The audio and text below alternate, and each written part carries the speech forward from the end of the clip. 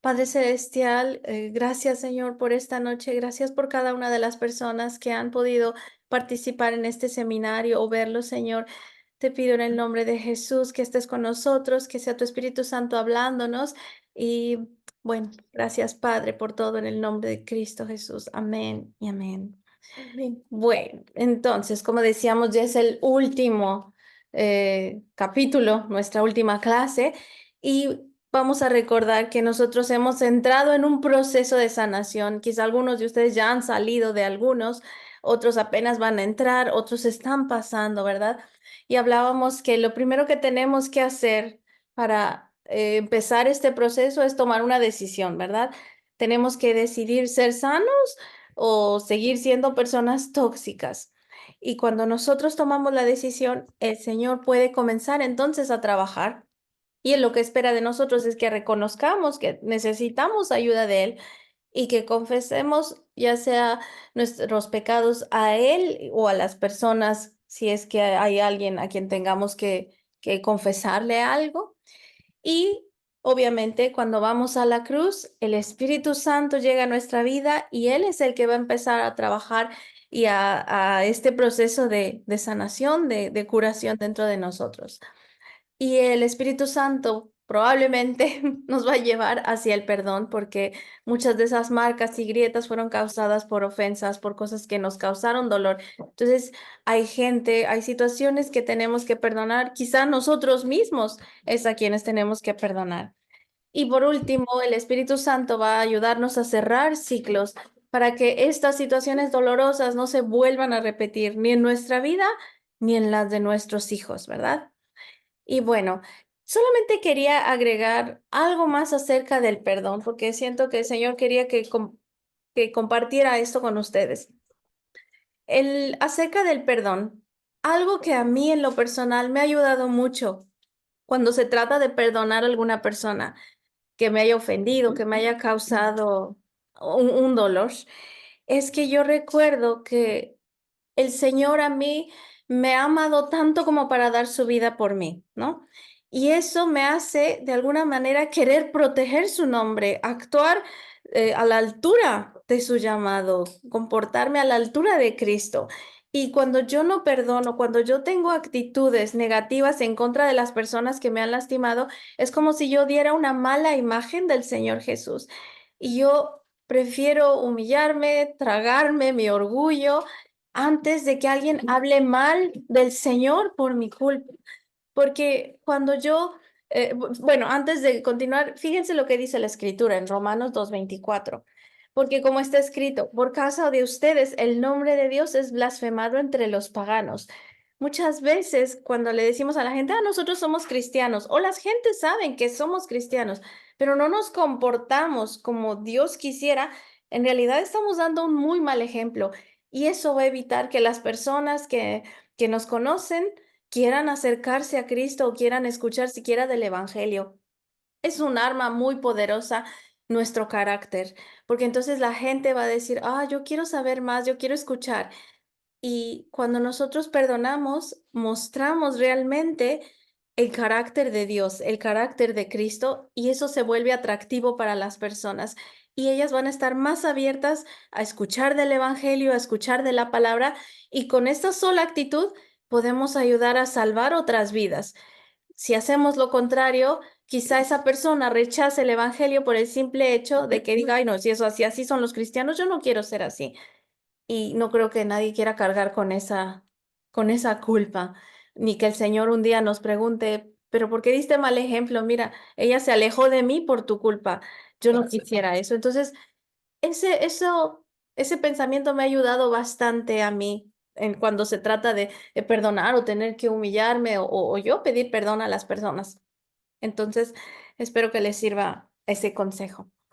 Ahora vamos a hablar de la superación. ¿Qué pasa cuando ya hemos salido de este proceso y también necesitamos saber cómo es que ya hemos sido sanados y si ya hemos sido sanados, ¿no? Ahora, ¿cómo saber que hemos sido sanados? Es cuando lo que pasó en el pasado, valga la redundancia, ya no interrumpe o ya no tiene ningún efecto en nuestro presente. Es decir, que yo pienso en lo que pasó y ya no me duele, ya no me enoja, Ok, pasó y ya. También sabemos que hemos sido sanados cuando se nos empiezan a abrir puertas para tener relaciones sanas y poder mantenerlas sanas. Así es cuando sabemos que, oh, sí, ya he sido sanada de ese problema que yo tenía. También cuando hemos vencido obstáculos o alguna dificultad que no nos permitía avanzar antes. Yo ya no soy la misma que se amargaba fácilmente o que explotaba fácilmente. Y obviamente sabemos que hemos sido cambiados cuando Dios nos ha dado un corazón nuevo y eso lo sabemos porque lo sabemos. Ezequiel 36:26 dice, les daré un nuevo corazón y derramaré un espíritu nuevo entre ustedes. Quitaré ese corazón de piedra que ahora tienen y les pondré un corazón de carne, dice el Señor. Nuestro corazón cambia y nuestros deseos empiezan a cambiar, mis actitudes comienzan a cambiar y entonces yo me doy cuenta que realmente Dios ha estado trabajando en mí, que ya no soy la misma. Ahí es cuando me doy cuenta que realmente Dios me ha cambiado el corazón, que me ha sanado. Amén. Ahora, cuando hemos sido sanados, pues eso conlleva una responsabilidad. ¿A qué me refiero con esto? Un corazón salvo y un corazón sano es un corazón que se está santificando, es decir, está aprendiendo a vivir conforme a la voluntad de Dios. Y este corazón madura hacia la imagen de Cristo, quien es el ser humano perfecto. Obviamente esto incluye que todo nuestro carácter sea moldeado a su imagen y a semejanza, que nuestro carácter sea como el carácter de Jesús, paciente, bondadoso, amable, feliz, amoroso, etcétera. Nosotros, como seres humanos, somos seres integrales, no nada más somos un cuerpo. Nuestro cuerpo, nuestro ser está formado por cuerpo, alma y espíritu. Y cada aspecto de nuestras vidas tiene que estar alineado con los propósitos del Señor. Solamente así vamos a poder tener una vida plena, una vida feliz y a restaurar el diseño original que Dios quería para nosotros. Sabemos que el pecado afecta también integralmente al hombre, pero la cruz de Cristo también nos recupera de manera integral, nos salva en los tres aspectos, en lo espiritual, en lo material, en el alma. Y lo que ocurre fuera de nosotros jamás debería determinar lo que ocurre en nuestro interior. Es decir, si yo tengo un conflicto afuera, ese conflicto no debería afectarme en el interior a tal manera que yo cambie, ¿ok? Ahora, la sanidad es una obra del Señor, pero la responsabilidad de mantenernos sanos es nuestra. El Señor nos va a sanar, pero entonces yo tengo que poner un esfuerzo para mantenerme sano. Y debemos cuidar lo que entra en nosotros. ¿Recuerdan lo de las semillas, las malas semillas? No podemos permitir que las malas semillas se queden afuera o que echen raíz, sino debemos sacarlas completamente de nuestra vida. Y bueno, cuando Dios nos sana, lo hace por medio de un proceso, ¿ok? Recuerdan que habíamos dicho que toma tiempo, no va a ser un milagro de la noche a la mañana. Quizás sí hay un milagro, pero recuerden que es para comenzar el proceso o para finalizarlo. Pero el Señor quiere que pasemos por ese proceso porque Él sabe que lo necesitamos. Y la Biblia nos da instrucciones bien específicas y herramientas para mantenernos sanos. Una de las herramientas más poderosas que el Señor nos ha dado la encontramos en Filipenses 4, 6, 7. Y yo me imagino que la mayoría de ustedes conocen estos pasajes. Dice así la escritura: no se preocupen por nada, más bien, en toda ocasión, con oración y ruego, presenten sus peticiones a Dios y denle gracias. Y la paz de Dios, que sobrepasa todo entendimiento, cuidará sus corazones y sus pensamientos en Cristo Jesús. Amén. Ahora vamos a ir pasajito por pasajito porque es importante. La escritura dice, no se preocupen por nada. El Señor no dice, bueno, no se preocupen por algunas cosas. Él dice, no se preocupen por nada. Y esto en realidad lo que significa es que debemos aprender a descansar en Cristo. Yo confío en que Él me va a ayudar, en que todo lo que está pasando tiene una razón de ser y entonces yo quito toda ansiedad de mí. a mí lo que me ayuda a no preocuparme es memorizar versículos que me den paz. Uno de ellos está en Isaías 41:10, me parece, que dice: no tengas miedo porque yo estoy contigo. No te angusties porque yo soy tu Dios. Te ayudaré y te fortaleceré. Te sostendré con mi diestra victoriosa. Cuando yo tengo miedo, cuando yo me estoy preocupando, tengo ansiedad, empiezo a repetir la palabra del Señor y de repente empieza a calmarme. Y entonces nos dice el Señor, en lugar de preocuparse, en cualquier situación, lo que tienen que hacer es orar y rogar al Señor. Pónganse a orar, es lo que yo hago, orar al Señor, Señor, y empiezo a repetir su escritura, empiezo a pedirle que me ayude, que me quite el miedo, presento mi petición al Señor si es que tengo alguna petición y le damos gracias. Tenemos que darle gracias al Señor porque aunque no entendamos lo que esté pasando en nuestras vidas, tiene un propósito y los propósitos del Señor son de bienestar para nosotros. Nunca van a ser para dañarnos, siempre van a ser por nuestro bien.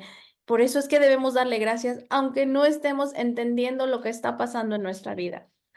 Y dice la escritura en el versículo 7, y la paz de Dios que sobrepasa todo entendimiento.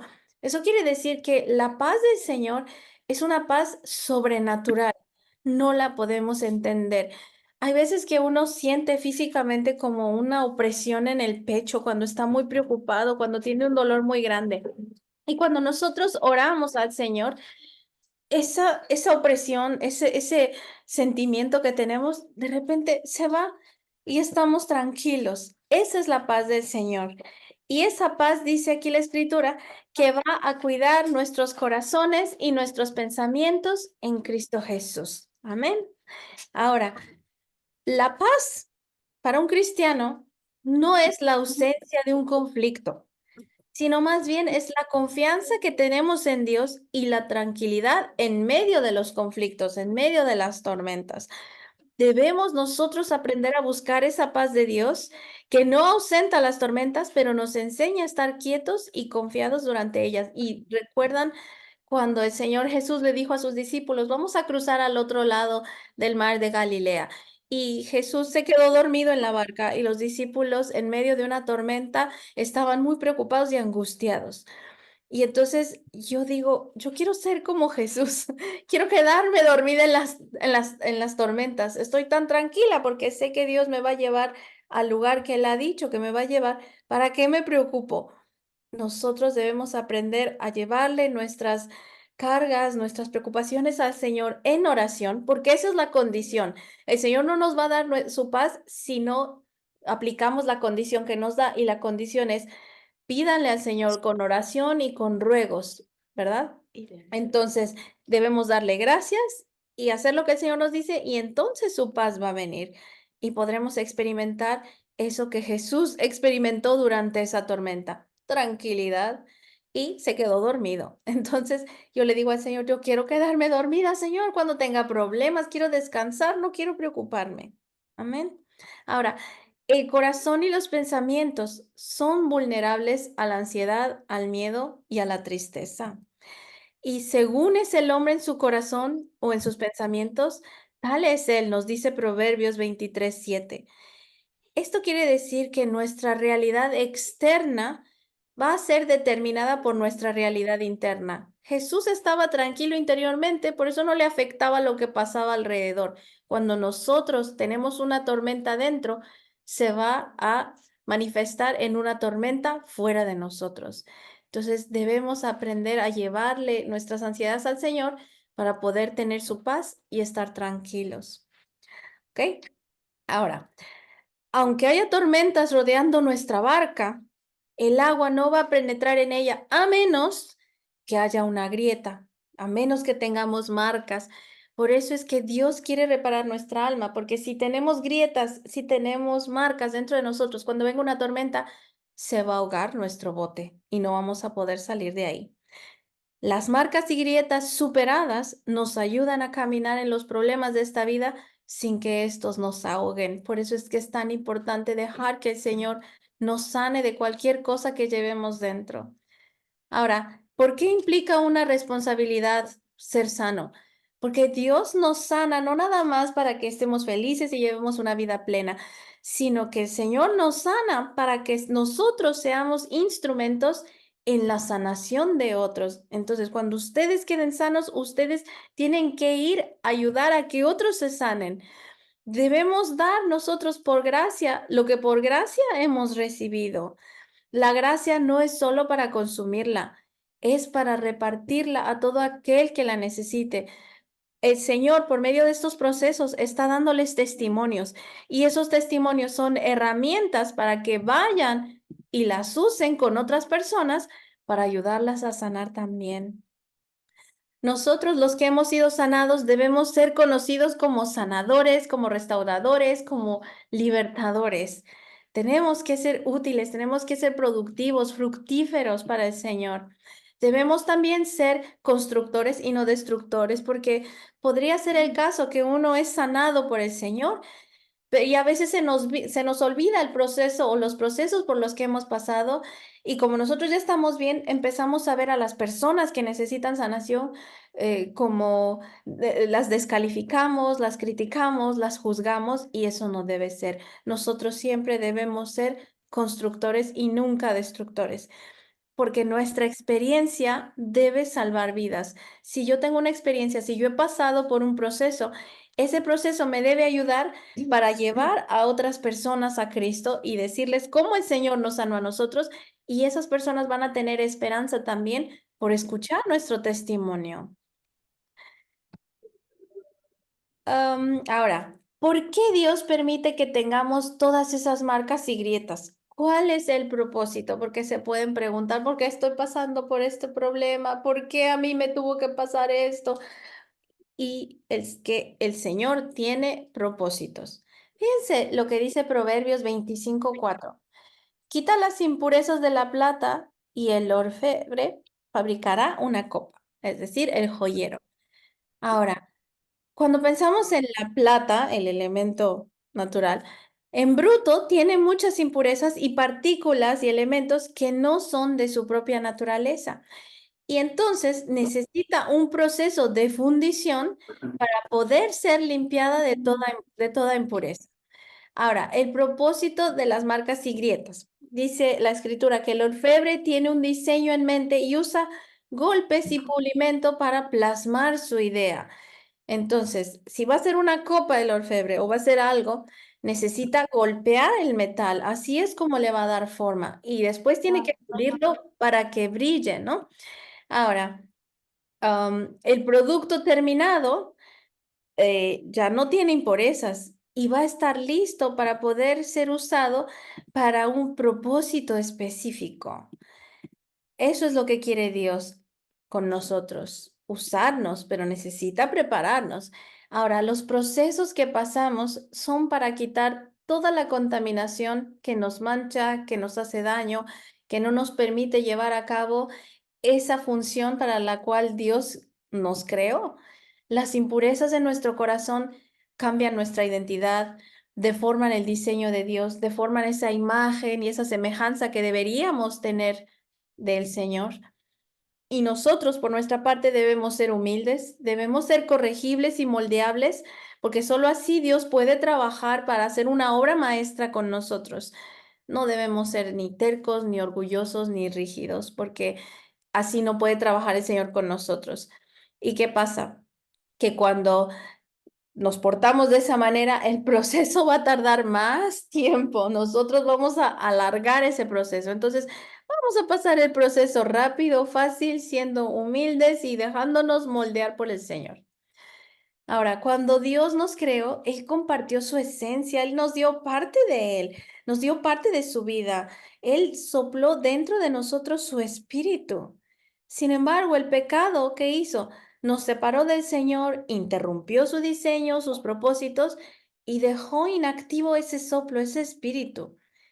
Pero bendito el Señor, que la obra de Cristo también implica la restauración de la vida misma, es decir, ese soplo que Dios nos dio se vuelve activo otra vez y podemos cumplir esos propósitos para los cuales fuimos creados. Vamos a tener una vida plena, vamos a conocer más de Dios, vamos a ayudar a otras personas, que es lo que debemos hacer en esta vida, y estaremos preparados no nada más para esta vida, sino para el resto de la eternidad, porque lo que pasamos en esta vida no es nada comparado a la eternidad.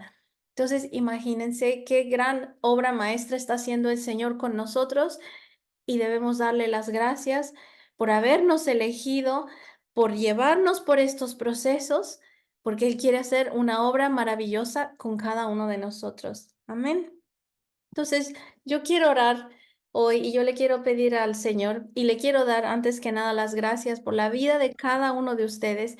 Y sé que el Señor los ha traído hasta aquí para darles su sanación, primero espiritual y luego física. Pido al Señor también que sea cual sea el proceso que estemos pasando o que tengamos que pasar en un futuro, que el Señor nos llene con su paz, esa paz que sobrepasa todo entendimiento. Le pido que nos dé un espíritu humilde para dejarnos moldear y que nos dé paciencia, perseverancia para soportar esa limpieza de toda impureza que pueda haber dentro de nuestros corazones. No va a ser fácil, por eso tenemos que pedirle ayuda al Señor. Y pido al Señor que nos proteja del maligno, que nos use poderosamente para llevar sanación y restauración a todos aquellos que nos rodean. Y eso lo pido en el nombre de Jesús. Amén y amén.